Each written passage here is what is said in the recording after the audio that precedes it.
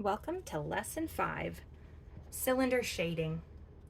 First, we're going to review the things we've learned from our previous lessons. We can see light and dark. When we draw, we show highlights and shadows. Don't be afraid to mark. Wrong marks will help us find the right marks. Highlights change into shadows. Remember, how they change depends on the shape and surface of the object. Paper is flat, objects aren't. We draw exactly what we see from one angle to show a three-dimensional object on a two-dimensional surface. Today we are going to learn about how to shade a cylinder. To review quickly from last week, we drew a large flat cylinder, and I'm going to sketch one in here because today you will be filling in your cylinder with shading. Okay. We made an ellipse to be the top, and it's nice and flat. This is a circle, but when we turn it, it becomes an ellipse. Then we have our two sides coming straight down, followed by the bottom curve. That, of course, matches this curve. Okay. So to shade a cylinder, let's observe a cylinder. Where is the lightest part and where is the darkest part? This has quite a bit of light.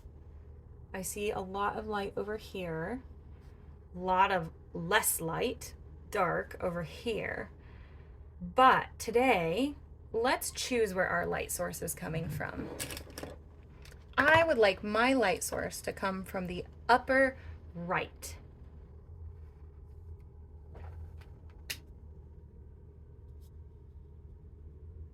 Okay, now I see the top has quite a bit of light. This side has quite a bit, and over here is very dark.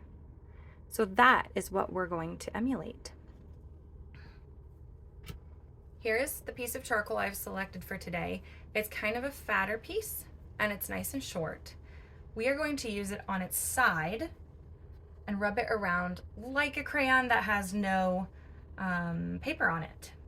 I'm going to start with the darkest. I remember when I was looking at my cylinder, the darkest part was on this side. So we're going to shade over here, dark.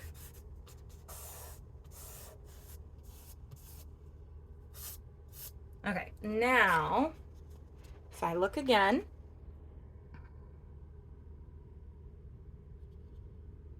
I see that the dark slowly changes into the highlight on the other side. So I am going to do the same thing, letting my charcoal fade into a lighter tone.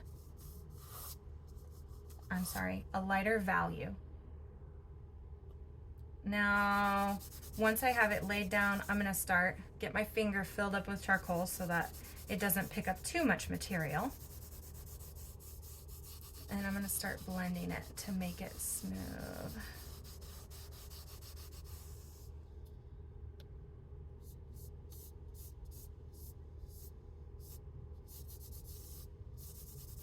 I think I got too much on my page. So what I'm gonna do, grab my chamois, wipe off my finger, and then use my finger to pick up some of the charcoal. See how it got a little bit lighter there? Again, nope, now I grabbed a new finger, apparently, just to pick up too much, because I got too much. And that's fine. You just work with the charcoal till it suits your liking. I'm pretty happy with that gradient. There's a few areas I could soften, a few areas I could darken. Just just really build up my darkness over here. And I'm gonna come in with a highlight on my edge. Pick up extra amounts of that charcoal, and then I'll go back and blend one last time.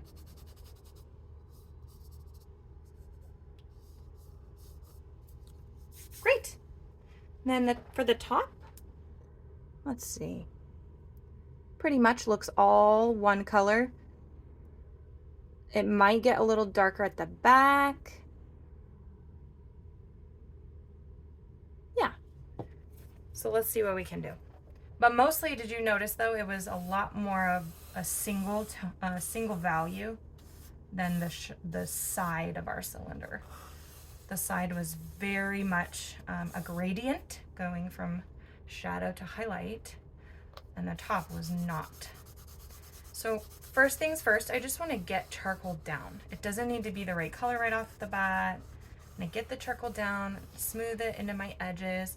I'm gonna come over here and erase some of these extra marks so they don't distract.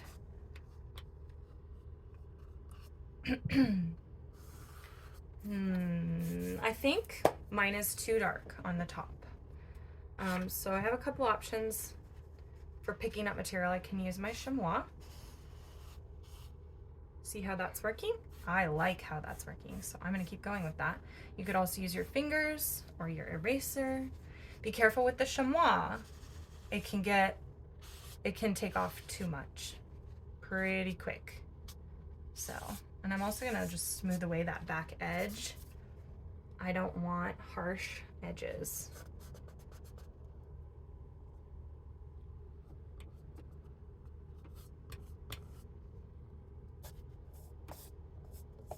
Picking up some of my charcoal powder here with my eraser. Okay, I'm gonna add a little bit more charcoal back in, very little though, and really carefully. I don't wanna go outside my top edge. But you can build up yours, play with the value until you think it's about right. I think I might add just a little bit of an edge here, and I'll come in with my tortillon and blend that. This gives me a more precise blending so that the edge will make better sense to the brain.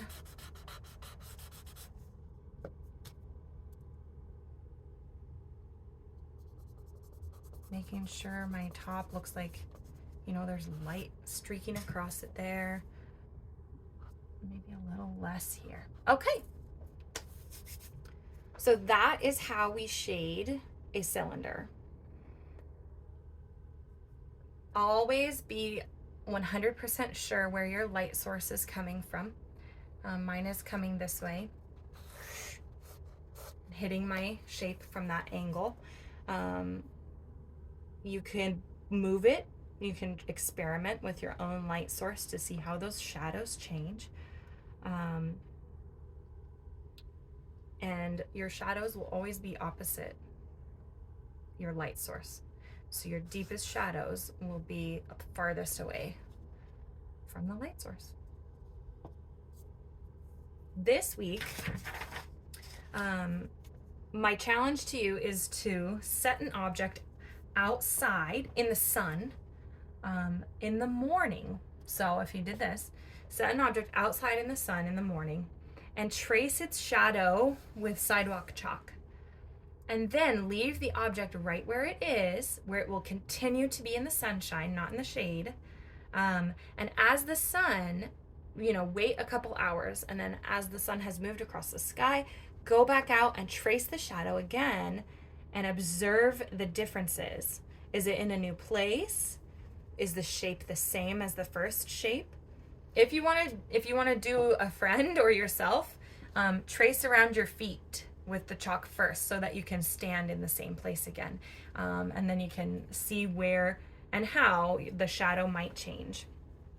Practice looking carefully and it will help you draw well.